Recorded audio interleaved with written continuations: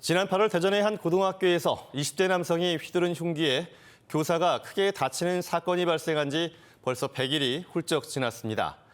이 사건 직후 교육당국은 재발 방지를 위해 이런저런 대책을 내놨는데 그래서 학교 현장은 안전해졌을까요?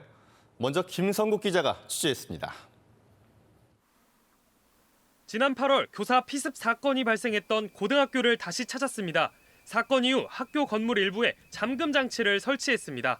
하지만 당시 사건 현장인 2층 교무실과 가까운 1층 출입문은 여전히 누구나 드나들 수 있습니다. 그 문은 배움터 지킴이 선생님이 늘상 보고 있는 문이기 때문에 출입에 편리를 위해서 설치를 하지 않았습니다.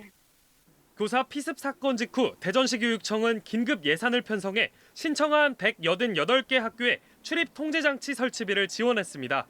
외부인을 행정실 안에서 확인하고 나가면 자동으로 잠기는 장치를 설치해 출입 통제를 강화하겠다는 것이었습니다. 하지만 현재까지 설치를 마치고 결과 보고서까지 제출한 곳은 단 2곳뿐인 것으로 확인됐습니다. 방학대로 출입 통제 장치 설치를 미루거나 현재 진행 중인 시설 공사가 끝난 뒤 설치하려 했다는 게 학교 현장의 설명입니다.